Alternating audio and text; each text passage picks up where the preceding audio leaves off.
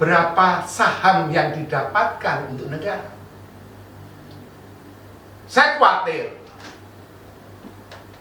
bahwa di Pulau Rempang terjadi dongeng lagi seperti di Freeport tentang peristiwa Papa minta saham. Jangan-jangan negara tidak mendapatkan saham. Sahamnya dirampok oleh para pejabat-pejabat negara untuk perusahaan mereka sendiri.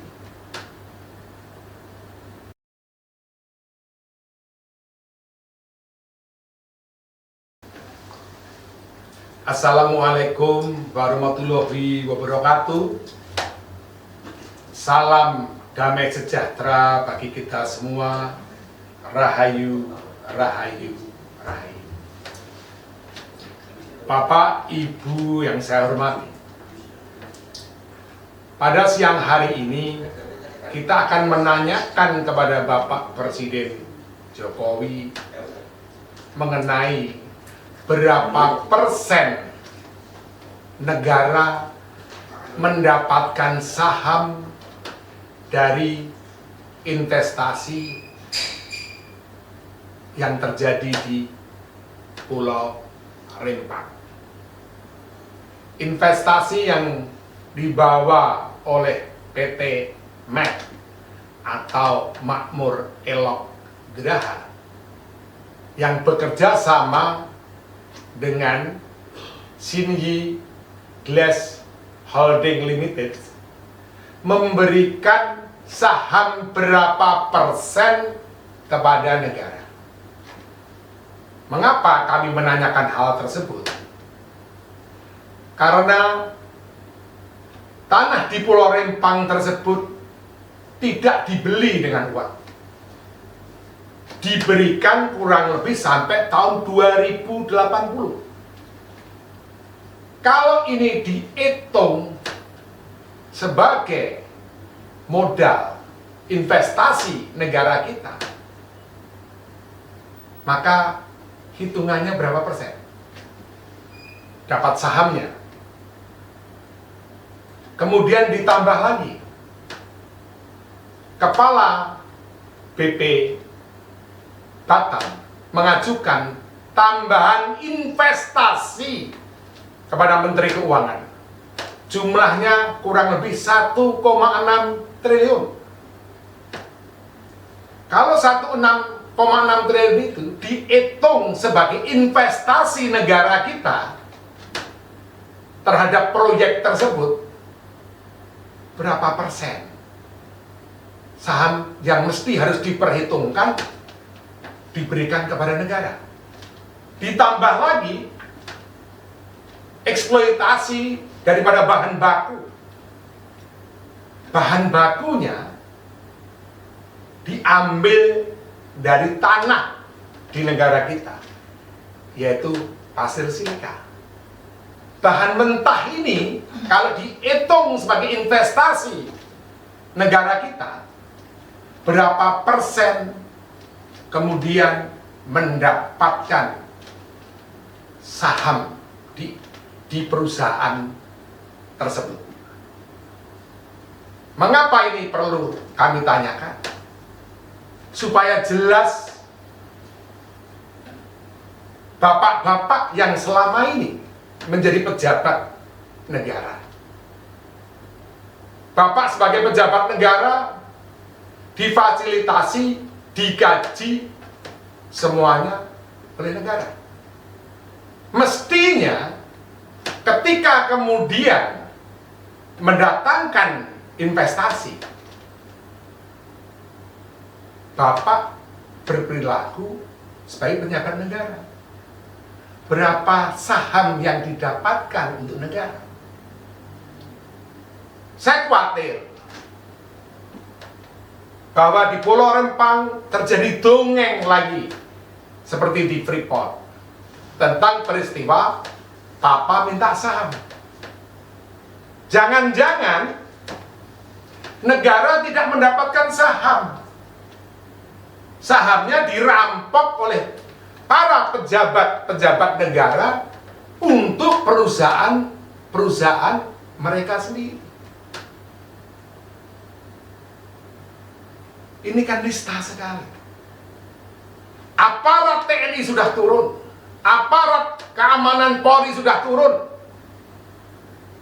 atas nama negara, tetapi negara tidak mendapatkan apa-apa.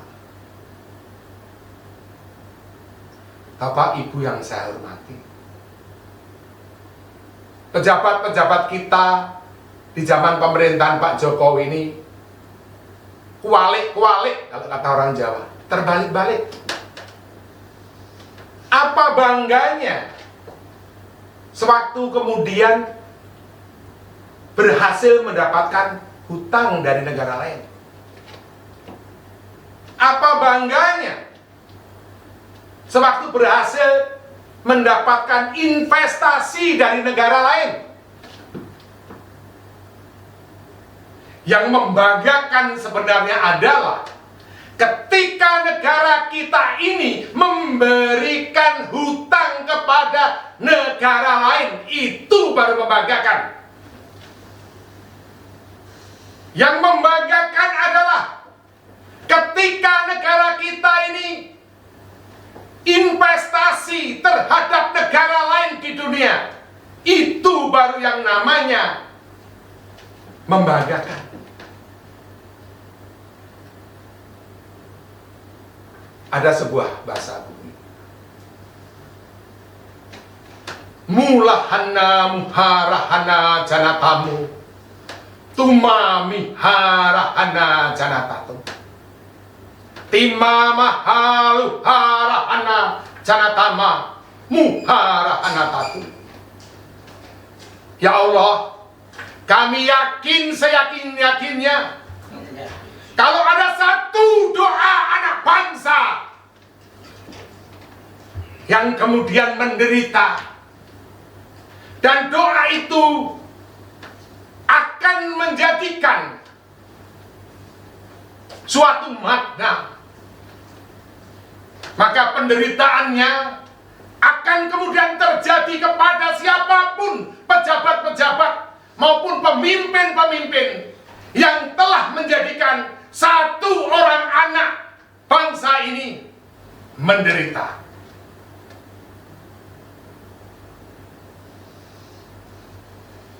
Mengapa?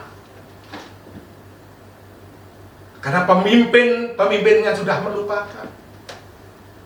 Mereka ini sudah berperilaku bukan sebagai pemimpin negara, tetapi mereka berperilaku sebagai pemimpin perusahaan. Martabat kehormatan negara yang dilanggar oleh seorang pejabat negara itu sudah dapat dikategorikan sebagai pengkhianat negara. Jadi, kalau seorang pemimpin, seorang pejabat negara, dia tidak menjaga kehormatan dan kewibawaan negara, itu sudah dapat dikatakan sebagai pengkhianat negara.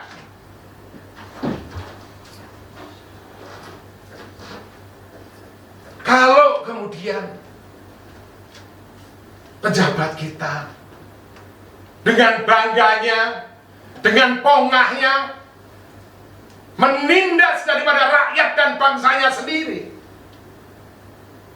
dan dia mengatakan itu adalah kebenaran saya sebagai pejabat negara, tetapi ternyata hanya merampok atas nama negara, maka astagfirullah,